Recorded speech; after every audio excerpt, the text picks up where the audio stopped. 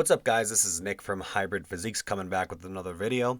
I've been waiting to this video for a while, and these are the most iconic or unmatched bodybuilding poses of the past that no one in today's day and age has really been able to hit. Starting off, it's Lee Priest and his victory pose from the front or from the rear. I don't believe in today's day and age anyone has come close to matching this pose.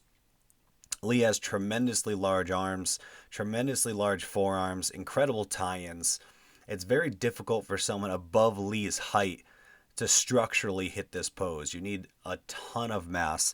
To give you a comparison, somebody in the 6-foot range would probably have to weigh 300 plus pounds to match the proportions of Lee Priest. Lee stands at 5'5". On stage, he was weighing in around that 220 mark, maybe a tad lighter. But look, as he hits this pose, he does his presentation the same way every time. Big, sweeping motions up to the top, massive biceps, massive triceps, massive forearms. The only comparison, I guess, would be somebody like Sergio Olivier.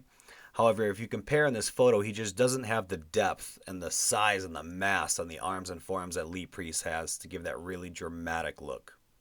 Up next, it's Markus Ruhl.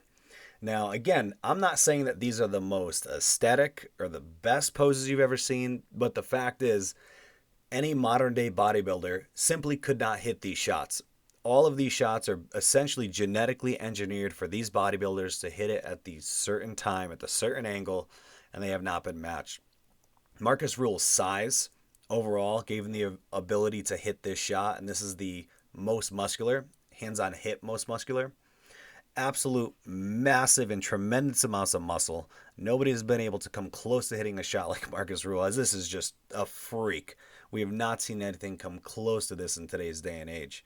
In comparison, this is Paul Dillette, who is also a massive bodybuilder. He went by Jurassic Paul Dillette, and he is just belittled by Markus Ruhl's size. Absolute freak. Up next, the one and only Dorian Yates in a front lat spread. Now, I'm partially subjective to Dorian Yates. I actually spent some time in England. I got the pleasure of training with Dorian for a couple days in 2018 or 17. It was an absolute incredible experience. But Dorian's lats, just again, genetically, no one has been able to come close to this shot. I mean, you can argue Ronnie Coleman has been similar, but as far as the mass coming off of the rib cage, Dorian Yates really sets himself apart, and we haven't really seen a bodybuilder with this type of mass, structure, and honestly, conditioning. His conditioning was absolutely razor sharp. Up next, the famous Cutler quad stomp. The detail in his quad, the way he hits this shot, shakes and boom. Big stomp.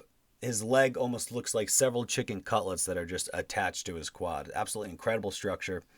The width of the shoulders, the motion he hits it in, the way he flares his arms, and that little look up and smile. He knows no one can come close to this shot, and he knows he's the best at it. In today's day and age, I don't believe anyone's come close to. Just look at this image. This is one of the most iconic images in bodybuilding history. What Jay went through after losing the title to Dexter Jackson, coming back and winning it with this package, it's absolutely incredible. Up next, the mythical Ronnie Coleman. Any shot Ronnie hit from the rear, I don't know if it's been matched. I mean, Phil Heath is solid. However, for size, for conditioning, the structure, the glute tie-in, the absolute mass and depth on Ronnie Coleman, it hasn't been matched, and I don't believe it ever will. You get this kind of density by lifting just tremendously heavy amounts of weight. This man was known for breaking all sorts of records in the gym. I mean, everyone has seen the Yeah Buddy videos. He's squatting and deadlifting 800 pounds a couple days out from the Mr. Olympia. This type of depth and muscle maturity comes with age, and it just comes with absolutely destroying your body. And we're seeing that now in 2019, 10 back surgeries later with Ronnie Coleman. He's never recovered. So the argument is it really worth having this type of physique when you're permanently crippled moving forward?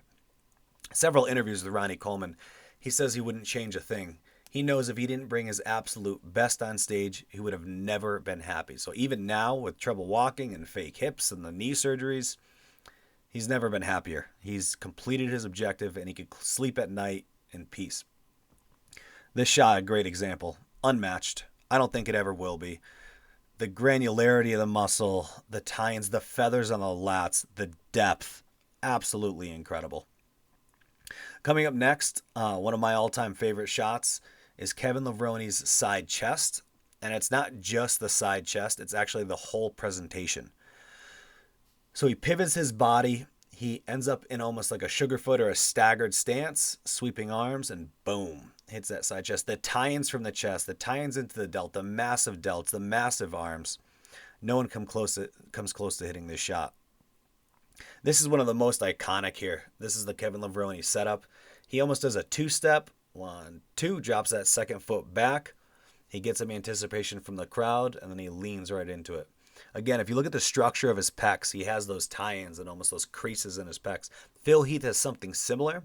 However, he just doesn't have the structure Levrone does, especially in these side shots. Look at that. Absolutely incredible. Depth on the arms, massive chest, massive delts. Did he have the best legs? No. Again, this video is about the most iconic and the most incredible shots that you will most likely never see again. That's my list for you. If you like the video, please subscribe. Please hit that like button. I'd love to see some comments. And that is Hybrid Physiques out.